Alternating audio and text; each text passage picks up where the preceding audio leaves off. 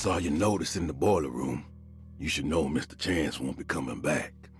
I got no business being in there myself, but you can take a valve from the wine cellar if you want to try to stop the steam pouring out. Be careful.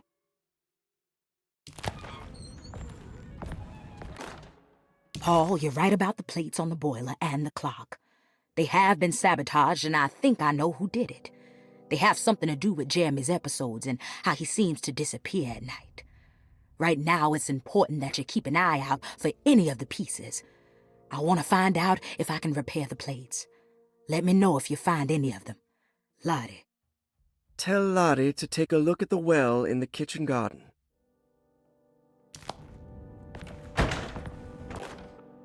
Dr. Elmore Lee Gray is DeSeto's chief doctor. Accounting and all administrative work is handled by me, Paul Waits. Magdalena Thompson, or Mags, is responsible for the household. Jean-Baptiste and Charlotte Tabois are responsible for keeping the guests' medical regimens in check. Finally, Jack Chance is our gardener, who can occasionally be seen in the conservatory, but is for the most part busy outside. There are currently 6 guests at DeSeto. Malcolm McCarthy and Ruth Tallant reside on the first floor. Jeremy Hartwood, Elisabetta Perosi, Grace Saunders, and of course Cassandra Beauregard live on the second floor.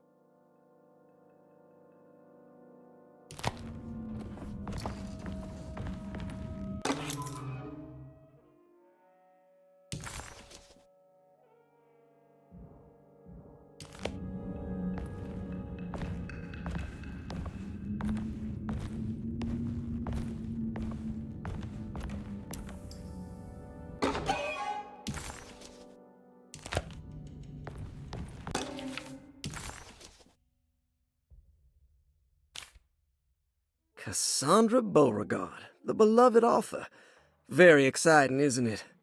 What do you want to put down for reason for admission? What her agent told us. Cassandra suffers from writer's block and needs to finish her moving picture script before the end of June. Mr. Chardot suggests Cassandra's heavy use of barbiturates is holding her back and risks ruining her career. And how should we summarize her personal history? Let's keep it short. Cassandra Beauregard is a beloved crime author who managed to pull herself out of poverty and into stardom. 5 years ago, she tried killing herself by jumping off a balcony. The incident left her a cripple, and now relies heavily on her wheelchair. And for diagnostic impressions? Cassandra suffers chronic back pain following her suicide attempt.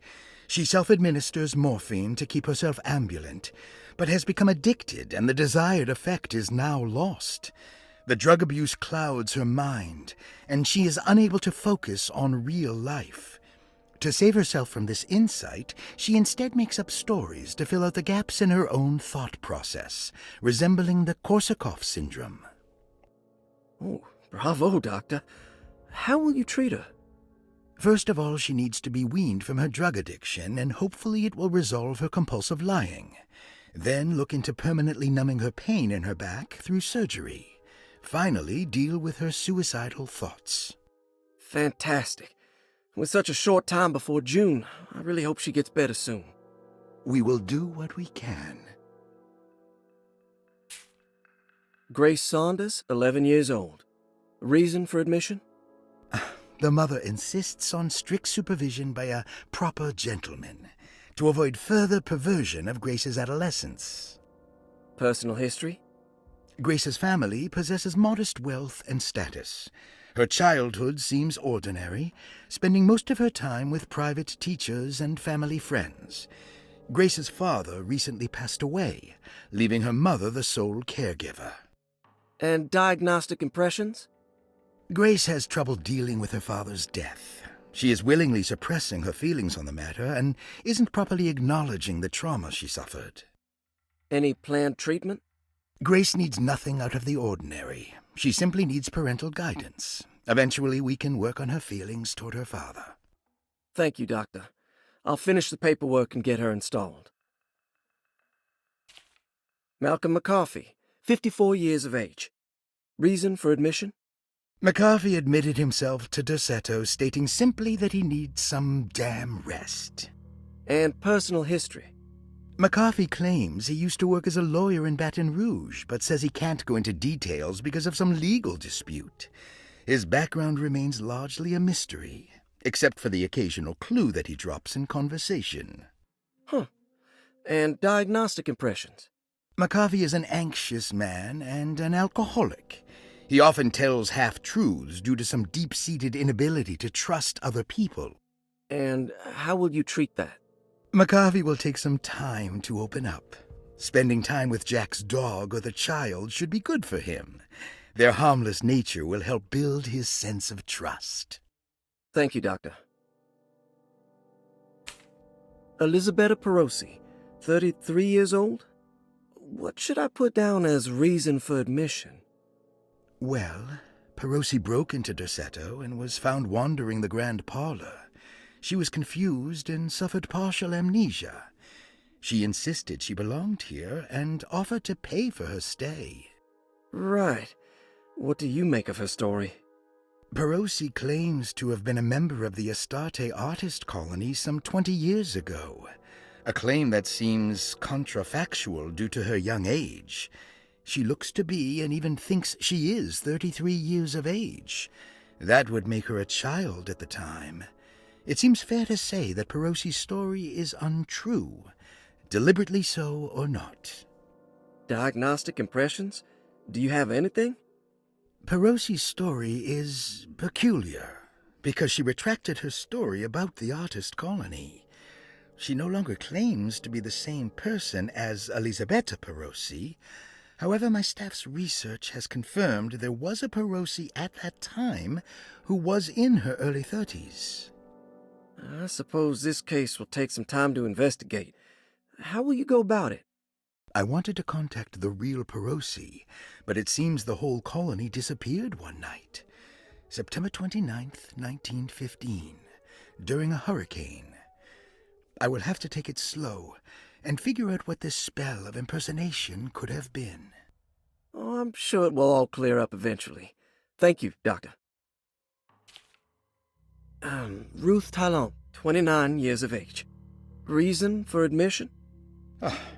Ruth's father wishes that his daughter be removed from New Orleans nightlife for the foreseeable future. He fears that her overly free spirit is tarnishing the family's reputation. Sounds simple enough. Personal history?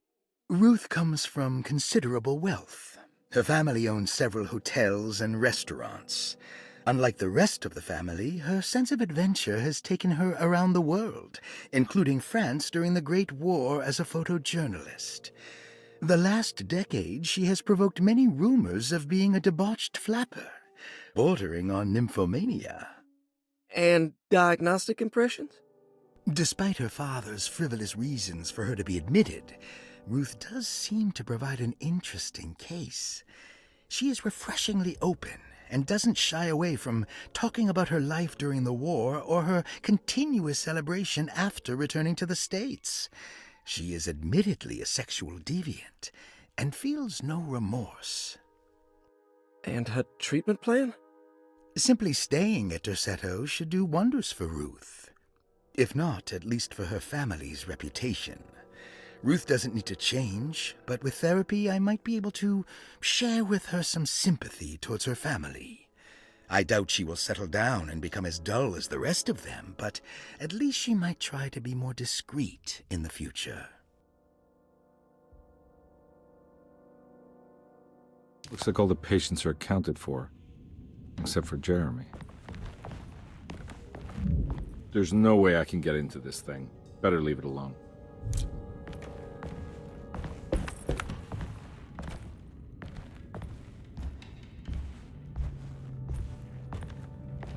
I need the key.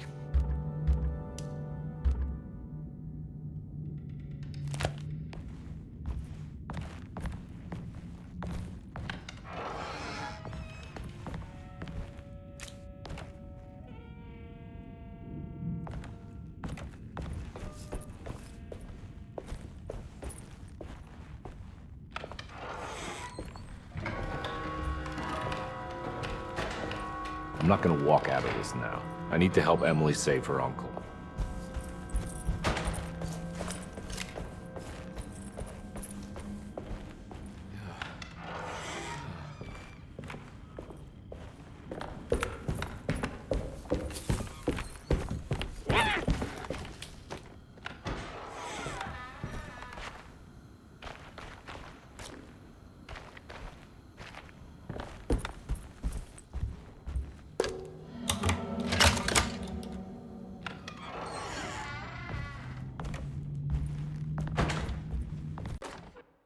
Lost Plantations of Louisiana, Thierry Briclot, 1917.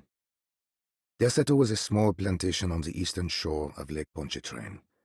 The land was considered difficult for industry and was sold for only $30 to Elijah Pickford in 1818.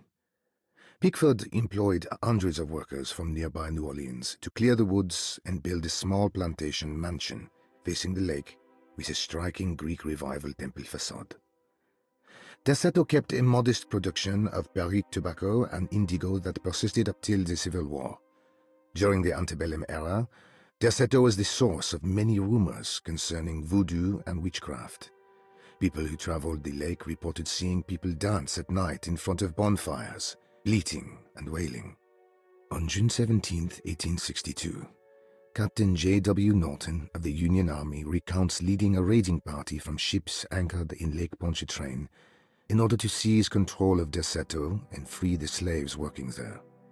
The captain was surprised to find the workers fighting back with unprecedented zeal. Norton's account describes these men and women as enraged with fanaticism.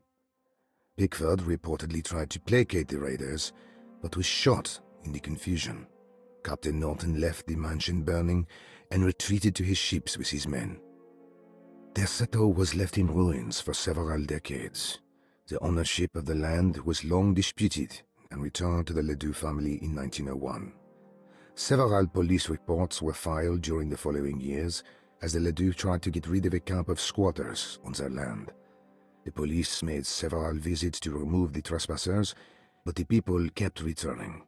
On November 1st, 1907, Inspector Legrasse of the police charged a deadly attack in order to save several children kidnapped by the squatters. Many were killed, and even more were jailed.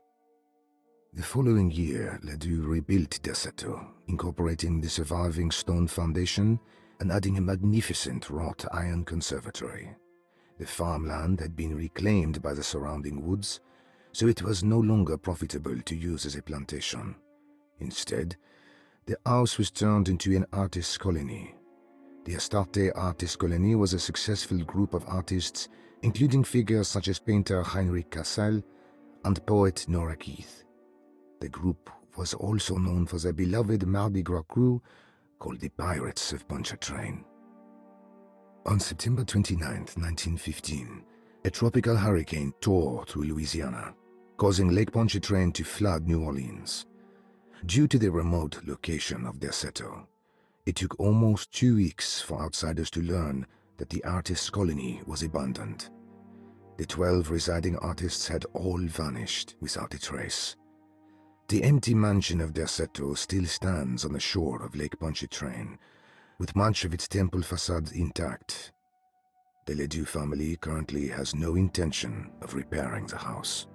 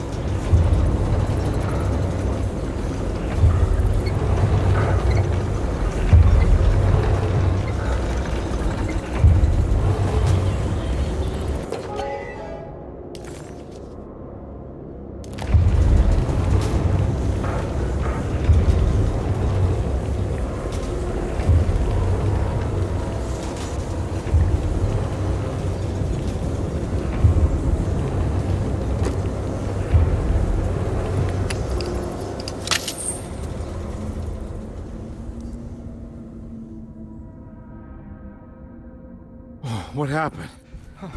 Everything's normal again? Right. It's wedged shut.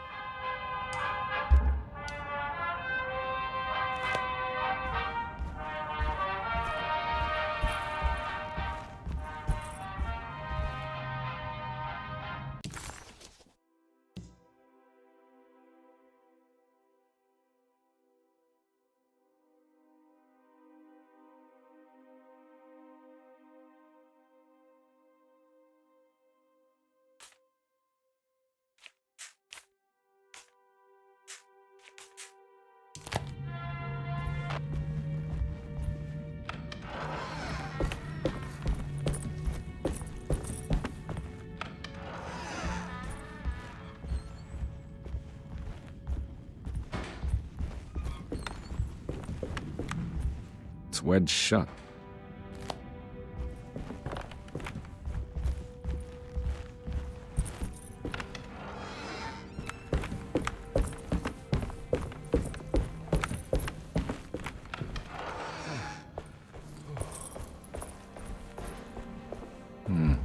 I need the key.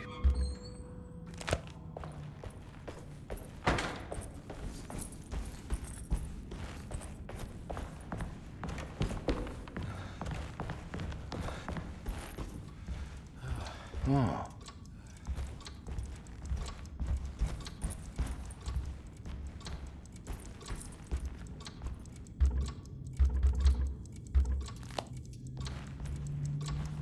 It's stained. Looks like some kind of... This must be the clock that Jeremy wrote about in the commonplace book. Yeah, sorry, Detective. Didn't mean to obstruct justice or anything. That's fine. You know, I'm kind of busy with my own case of a missing person. I was wondering if you've seen Grace, a girl about yay high? I can't say that I have. Why are you asking? Well, I'm looking for her. Is she in trouble? No. She's just hiding somewhere. But we can't have a rascal like that running around unchecked at a time like this, you understand? Well, I haven't seen her. Well, let me know if you find her. I'll be around. I'll keep an eye out for your man, Jeremy. You scratch my back, Detective, and I'll scratch yours.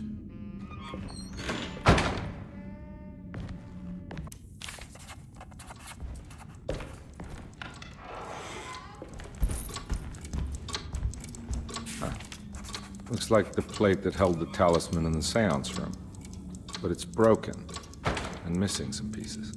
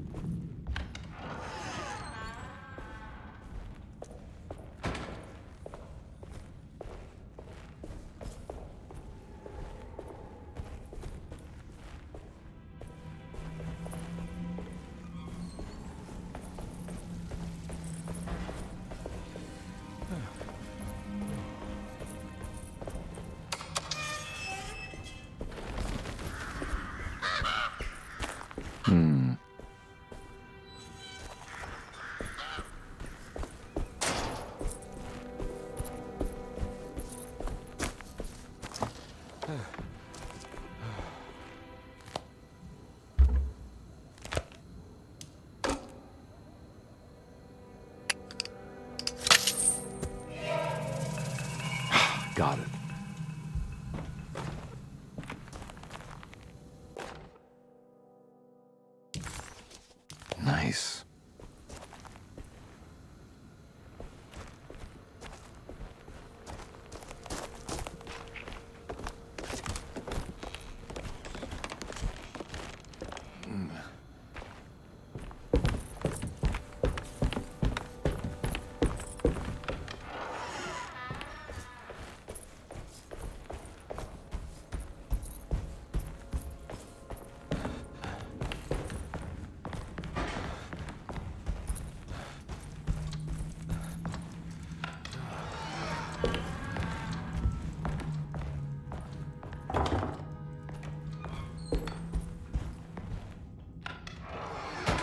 Looks like everything's back to normal here.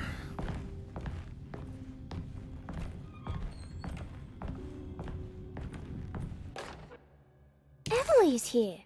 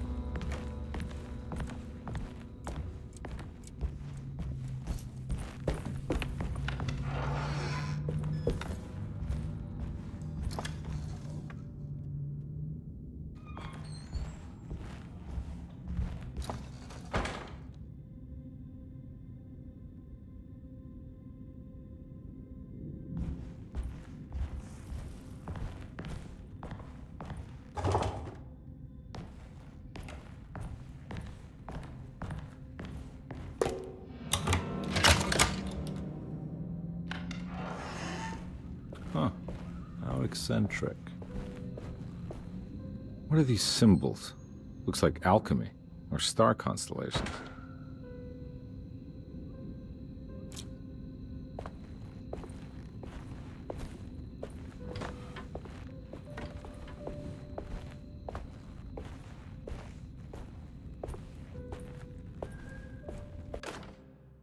Will I need to remember how to get them out again? They are locked up for good reason. I am sure she is still able to whisper the answer in the ears of the wrong people. But not for long. I will see her burned soon enough. That black goat will be sacrificed to put an end to it all. Then it will all be over. No more Derceto, and sadly, no Astarte. Those good pirates of Pontchartrain. May you still sail the lake, until you find the shores of Hali.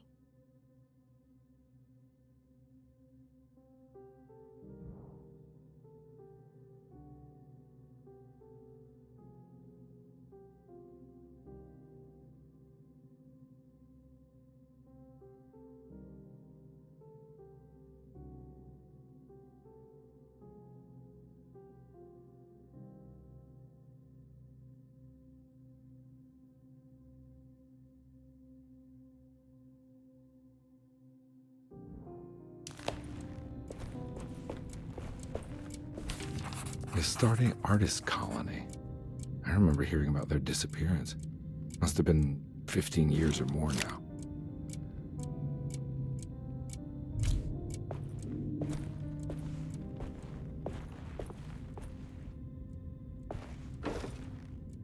These paintings got some grim-looking rot on them.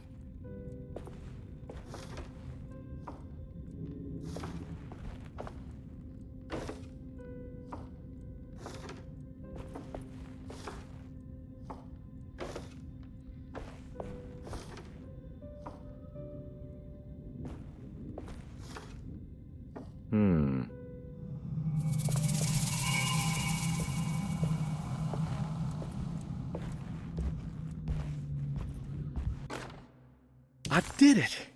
I crossed the thresholds to my intended destination without a focusing device. My talisman now knows these roads, and I have no need for the plates. I can find my way to Lafayette as easy as I find my own room. I visited the grave of my father and seen the oven waiting for me. Thank you for opening these doors.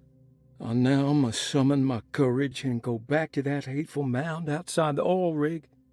I hope you'll be feeling better when I return. Jeremy.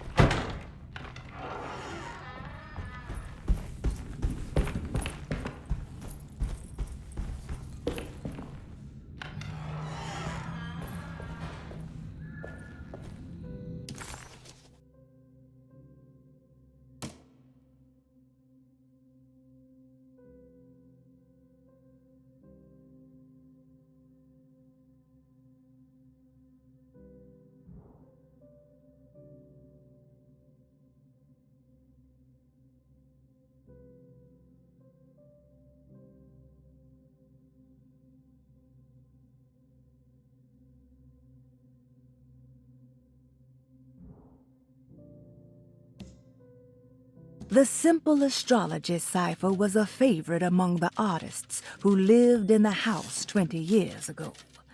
They easily turned into numbers when needed, but also acted as signatures for the members, as there were only 12 of them.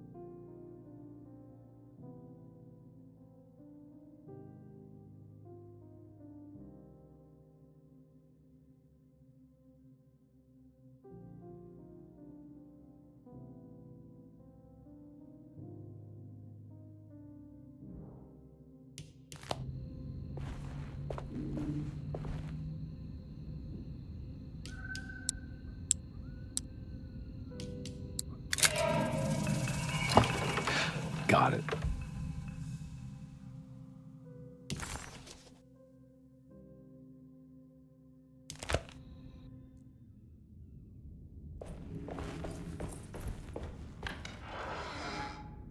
Huh?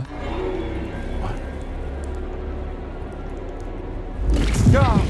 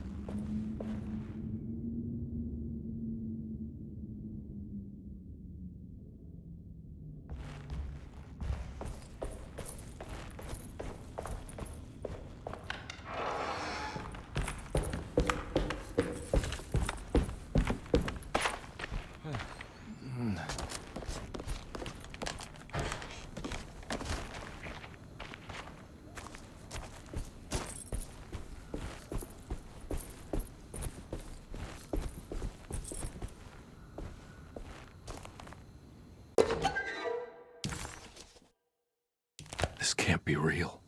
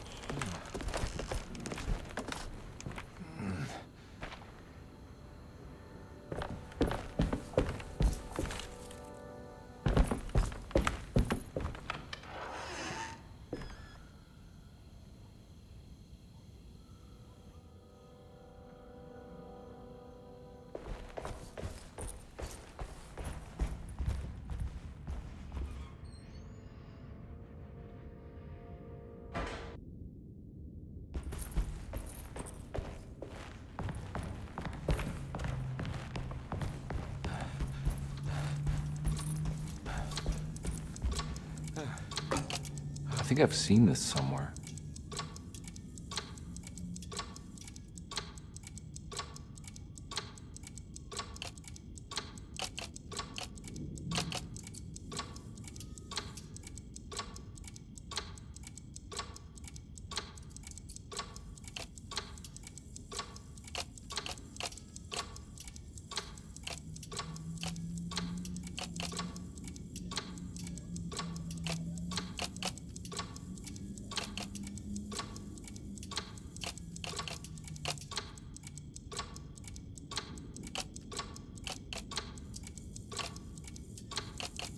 There was something in the commonplace book about this.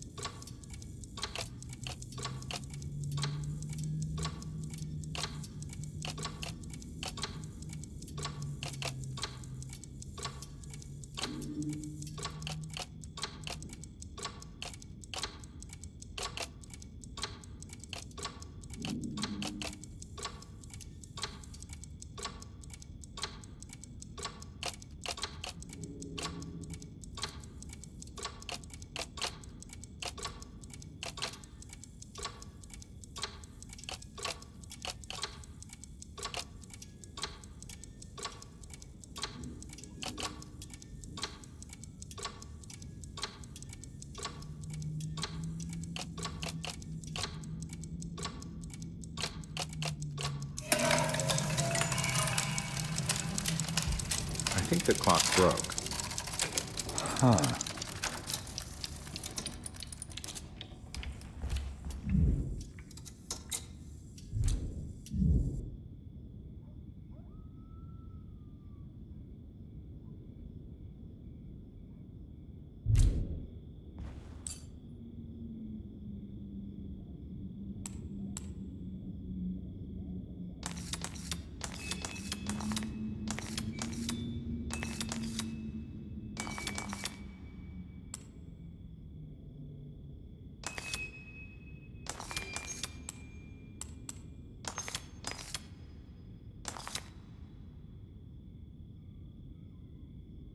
There's a picture in the black glass. It's showing me something. It's the hallway outside Jeremy's room.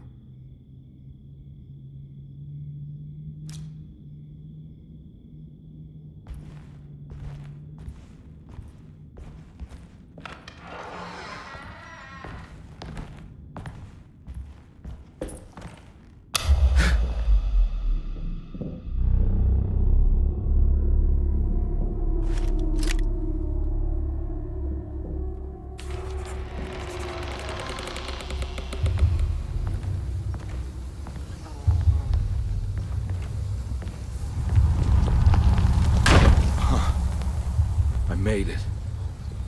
I entered another one of Jeremy's memories.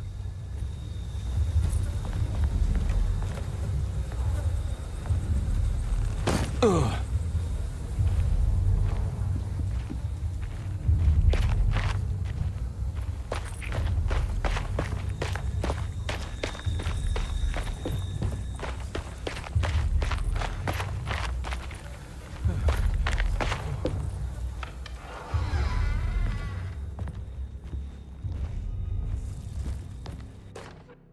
May 1923, Monday.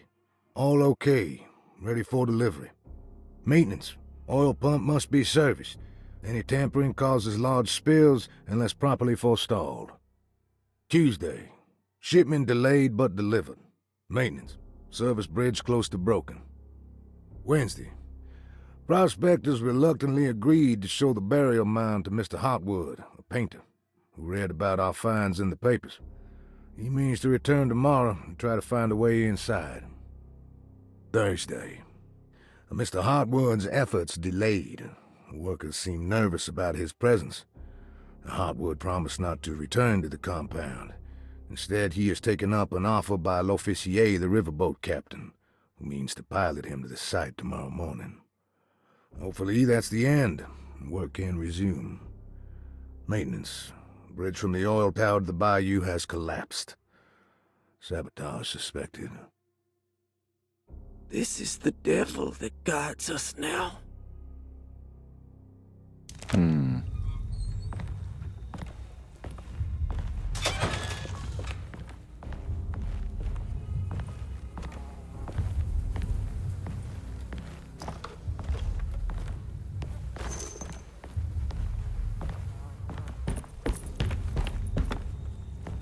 I need the key.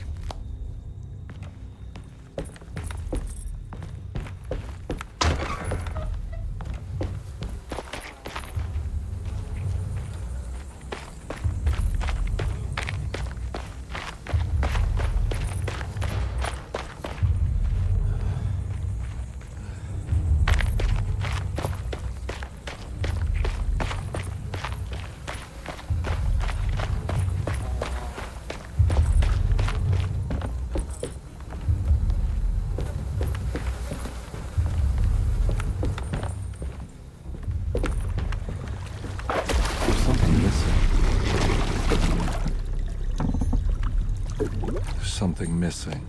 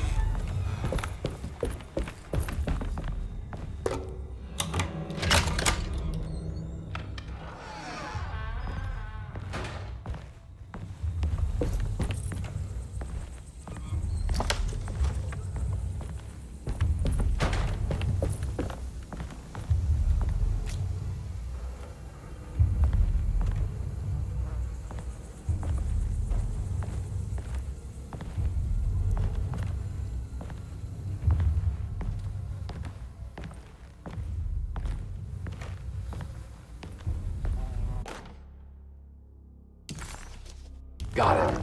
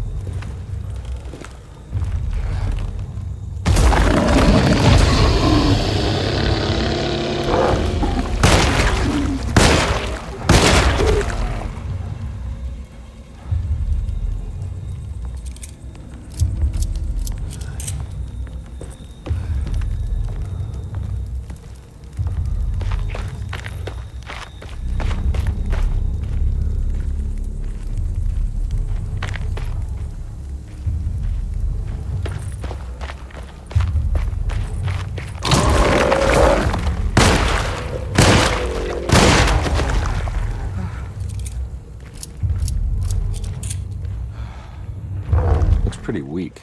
I just need something to break it.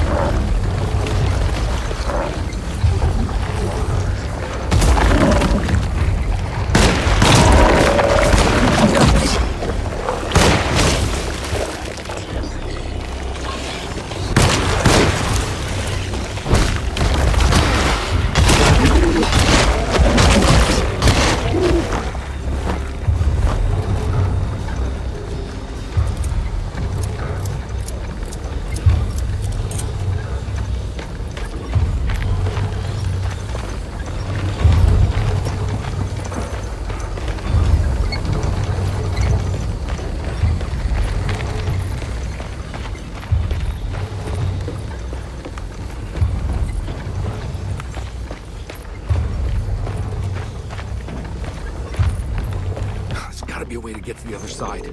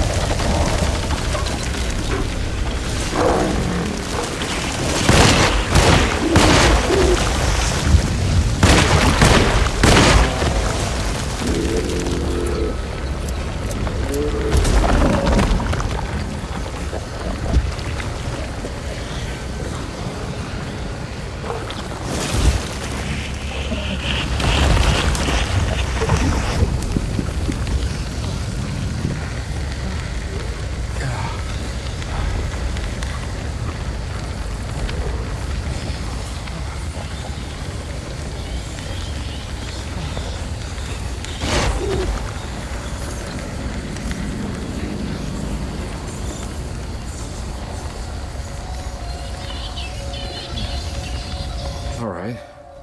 Now what?